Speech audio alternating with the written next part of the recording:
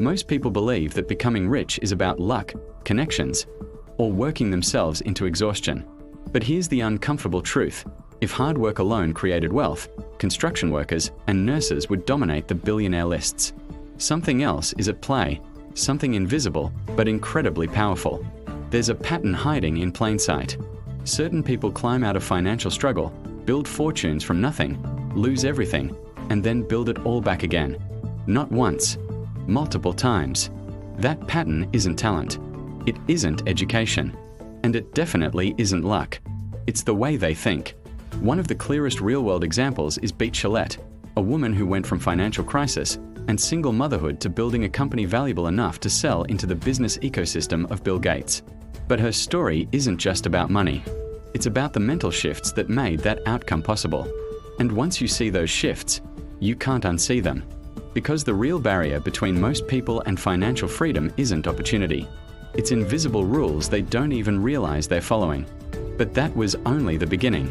When you're struggling financially, your brain goes into survival mode.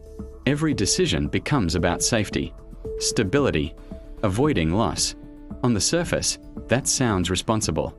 But over time, it quietly becomes a prison. Chelette has spoken about periods when everything felt uncertain.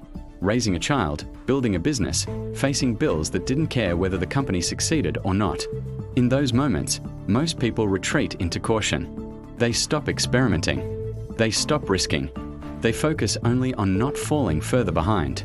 Ironically, that's exactly what keeps them stuck. Psychologists call this loss aversion, the tendency to fear losses more than we value gains.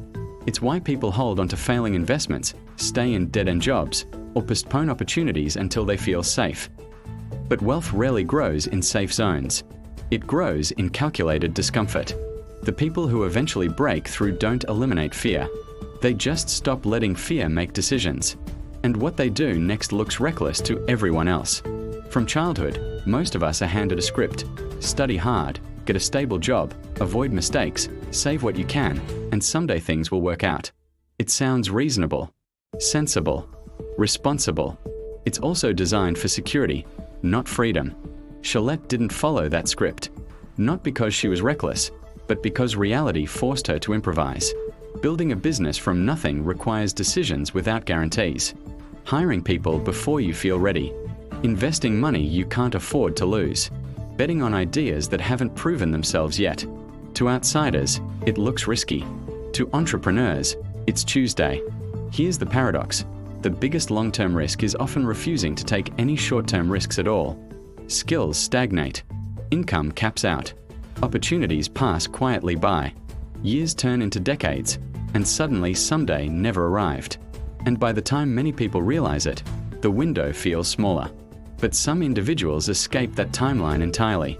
Listen carefully to how highly successful people talk about setbacks. They rarely frame themselves as victims of circumstances.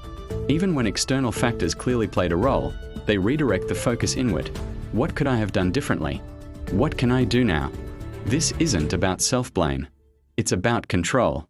When you blame the economy, your boss, your background, or bad luck, you hand over your power to forces you can't influence. When you accept responsibility, you immediately regain leverage, because your actions become the variable that can change outcomes. Chelette often emphasizes this distinction. Responsibility isn't a burden, it's permission to act. And the moment you adopt that mindset, your behavior shifts automatically. Instead of waiting for better conditions, you start creating them. Instead of hoping someone will notice your potential, you build proof that they can't ignore. But responsibility alone isn't enough, because even highly driven people can still trap themselves in short-term thinking. Most financial decisions people make are optimized for the next bill, the next paycheck, or the next year at most. Wealth builders operate on a completely different timeline. They think in decades. Every skill learned, every connection formed, every asset built compounds over time, just like interest in a bank account, except far more powerful. A single valuable skill can multiply income for the rest of your life. One strategic relationship can open doors for decades. This is why investors like Warren Buffett emphasize patience so relentlessly. The real magic isn't dramatic breakthroughs, it's sustained accumulation.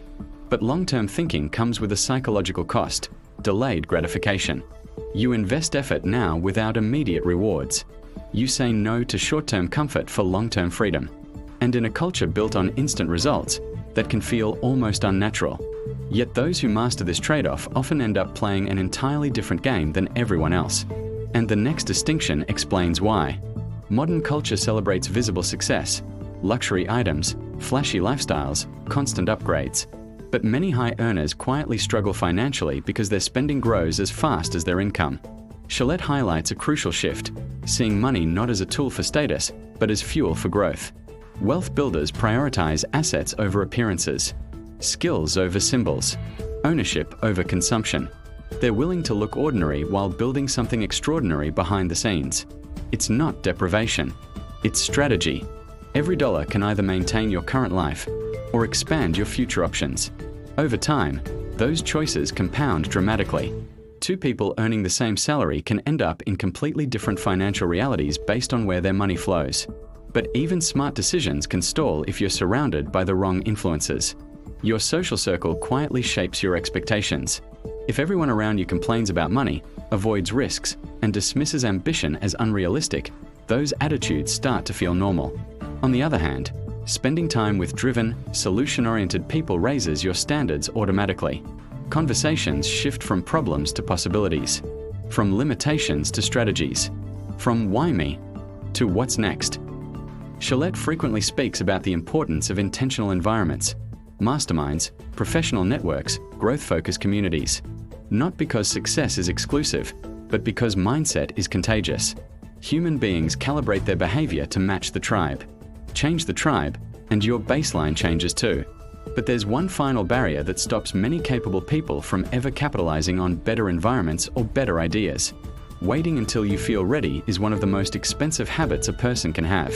Successful entrepreneurs launch before certainty. They test ideas publicly. They make mistakes in real time and adjust quickly. Progress comes from iteration, not flawless planning. Perfectionism often disguises itself as high standards, but underneath, it's usually fear of judgment, failure, or irreversible decisions. Ironically, avoiding action guarantees the one outcome people fear most: stagnation. Chelette's philosophy is simple but powerful. Clarity comes from movement, not the other way around.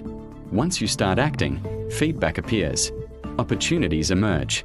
Confidence builds from evidence, not imagination. And suddenly, paths that looked impossible begin to look inevitable. Here's the part most advice skips. Wealth is rarely created by doing a few things differently. It's created by becoming someone different. Different habits, different tolerance for discomfort, different standards for how time is spent, different beliefs about what's possible. Money doesn't transform people nearly as much as people transform themselves on the path to earning it. By the time major success arrives, the internal change has already happened. The discipline, resilience, and strategic thinking were built long before the bank account reflected them. That's why some people can lose fortunes and rebuild them, while others struggle to create stability even once. Because one group changed circumstances, the other changed identity. If there's one idea to take away from all of this, it's not work harder or take bigger risks. It's far simpler and far more challenging. Pay attention to the invisible rules guiding your decisions. The assumptions about money, success, safety, and possibility that you absorbed without questioning. Those rules determine your ceiling long before external limits ever do. The people who break through aren't superhuman. They just rewrite the script. So, ask yourself one honest question. What belief has been quietly shaping my life without my permission? Because 5 years from now, you'll arrive somewhere no matter what you do. The only uncertainty is whether that place was chosen intentionally or reached by default. If this video made you think differently, don't let that spark fade. Subscribe and turn on notifications, because the next ideas you expose your mind to may shape the next version of your life. And if one part of this resonated with you, share it with someone who needs to hear it too. You never know which conversation changes a trajectory. Your future isn't built in one dramatic moment. It's built in small decisions repeated daily. So choose carefully, because the person you become is already being formed by what you do next.